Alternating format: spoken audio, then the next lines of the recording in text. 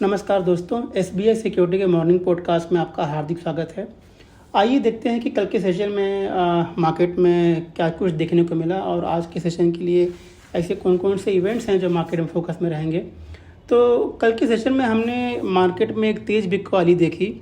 सबसे बड़ा कारण जो रहा मार्केट में बिकवाली का वो था ग्लोबल क्यूज़ जो काफ़ी नेगेटिव थे, क्योंकि इसके पीछे जो जियोपॉलिटिकल टेंशन जो बिल्ट हुई है शनिवार रविवार के दिन, ये एक मुख्य वजह रही। तो अगर सेंसेक्स की बात करूं तो ये करीब 845 पॉइंट नीचे बंद होकर के 73,399 बंद हुआ है, जबकि निफ्टी में गिरावट करीब 247 पॉइंट की रही और ये 22,272 के आसपास जो है वो बंद हुआ है। मिड एंड स्मॉल कैप में भी कोई रिस्पाइट नहीं थी और यहाँ पे मिड एंड स्मॉल कैप में जब बिकवाली है थोड़ी तेज़ थी, जहाँ पे मिड कैप इंडेक्स करीब 1.6% नीचे बंद हुआ, वहीं पर स्मॉल कैप इंडेक्स में गिरावट करीब 1.7% की रही। इसके अलावा अगर मैं बात करूं गेनर्स और लूजर्स की, तो निफ्टी में जो टॉप गेनर्स रहे वो हैं ओएनजीसी, हिंडाल्को, मारुति, नेस्ले और ब्रिटानिया, जबकि गिरने वाले जो शेयर्स थे वो हैं Shriram finance, Wipro, ICICI bank, Bajaj finance, TCS, Adani enterprises और एलएनटी। बात करते हैं सेक्टोरल परफॉर्मेंसेस की, तो यहाँ पे केवल बीएसई ऑयल एंड गैस को छोड़ दें तो सारे इंडाइसेस जो है नीचे बंद हुए हैं। सबसे बड़ी गिरावट हमने देखी बीएसई सर्विसेज के अंदर, जो कि गिरावट यहाँ पे 2.1% की रही। फाइनेंशियल सर्विसेज में गिरावट 1.8% की रही। आईटी में गिरावट 1.6% की रही। Power, realty, health care, FMCG, इन सभी में गिरावट 1% से ऊपर की देखने को मिली। बात करते हैं मार्केट ब्रेथ की। जैसे मैंने कहा दोस्तों कि मार्केट ब्रेथ, क्योंकि हमारा जो ब्रॉडर मार्केट है उसने अंडर परफॉर्म किया है, तो ब्रॉडर मार्केट थोड़ा सा जो है गिरा हुआ था। यहाँ पे जो मार्केट ब्रेथ है काफ़ी पुअर था।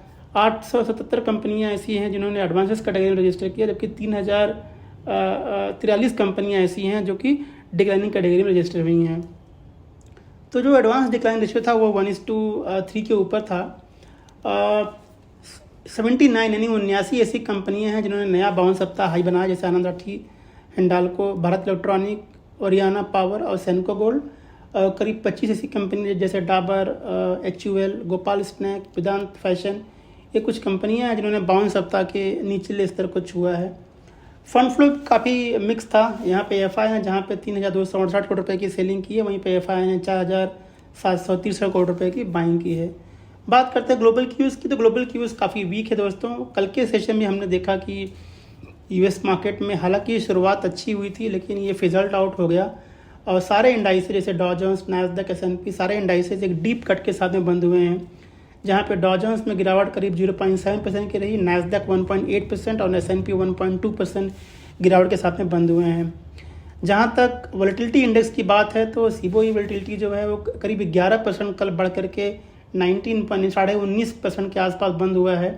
और जो फियर गेज है ये काफ़ी बढ़ चुका है, ये अक्टूबर के बाद सबसे हाईएस्ट लेवल पे है।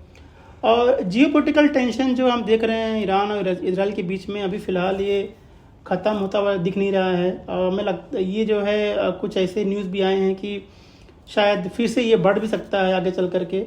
और शायद यही कारण था कि जो बॉन्ड यील्ड है यूएस का वो 4.6% जो है वो बढ़ करके नवंबर महीने के बाद ये सबसे उच्चतम स्तर पर पहुंच चुका है। डॉलर इंडेक्स भी करीब 1.6% के आसपास बढ़ चुका है। तो इकोनॉमी में स्ट्रेंथ जो है वो बनी हुई है। यूएस इकोनॉमी का जो स्ट्रेंथ है काफ़ी मजबूत है। जो कल डेटा रिलीज हुए हैं रिटेल सेल्स में, वहाँ पे 0.7% मंथ ऑन मंथ इंक्रीज देखने को मिला है, जो कि उम्मीद थी कि केवल 0.3% होगा। तो इससे ये है कि जो इकोनॉमी इतनी मजबूत है तो रेट कट की उम्मीद जो है नियर टर्म में थोड़ा सा जो है वो वीक लग रहा है, शायद उतना जल्दी ना हुए। क्रूड के दाम भी अपने $90 पर बैरल के ऊपर बने हुए हैं। तो इसको देखते हुए एशिया भी करीब लगभग सभी मार्केट जो है नेगेटिव ही ट्रेड कर रहे हैं। तो हमें ऐसा लगता है कि शायद एक फिर से हम जो है एक गैप डाउन की शुरुआत देख सकते हैं। बात करते हैं रिजल्ट की, तो कल GTPL हाथवे ने अपना रिजल्ट डिक्लेयर किया था। यहाँ पे उनके सेल्स में करीब 16% की बढ़त देखने को मिली, जबकि कंपनी ने लॉस से प्रॉफिट में कन्वर्ट हुई है। तो वो GTPL के लिए थोड़ा सा ये पॉजिटिव लग रहा है। आज क्रिसिल का एक रिजल्ट आने वाला है। बात करते हैं कौन सी ऐसी कंपनियां हैं जो आज फोकस में रहेंगी, तो बात करते हैं जियो फाइनेंशियल सर्विसेज की। तो यहाँ पे कंपनी ने कहा कि उन्होंने एक 50-50 जॉइंट वेंचर साइन किया हुआ है ब्लैक रॉक के साथ में, और यहाँ पे कंपनी वेल्थ मैनेजमेंट में जो है वो इंटर करने वाली है। तो ये लॉन्ग टर्म में उनके लिए पॉजिटिव रहने वाला है। JSW इंफ्रा ने कहा है कि जो उनके CEO हैं अनूप महेश्वरी, उनको उन्होंने रीअपॉइंट किया है अगले 3 सालों के लिए। तो ये न्यूट्रल टू पॉजिटिव हो सकता है लॉन्ग टर्म में इस कंपनी के लिए।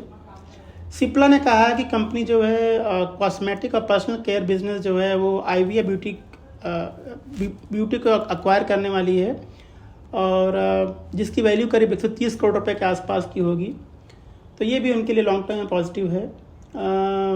फिर बात करते हैं हैप्पी फॉर्जिंग की। तो यहाँ पे कंपनी को 500 करोड़ रुपए का क्वार्टर मिला हुआ है, तो ये लॉन्ग टर्म में उनके लिए पॉजिटिव है। रामकृष्ण फॉर्जिंग को 270 करोड़ रुपए का ऑर्डर मिला हुआ है BHEL से, तो ये भी उनके लिए लॉन्ग टर्म में जो है पॉजिटिव है। TRIL ने कहा कि कंपनी अब जो है गुजरात एनर्जी ट्रांसमिशन प्रोजेक्ट के लिए जो है वो एलिजिबल हो चुकी है, तो ये उनके लिए जो है पॉजिटिव है लॉन्ग टर्म में।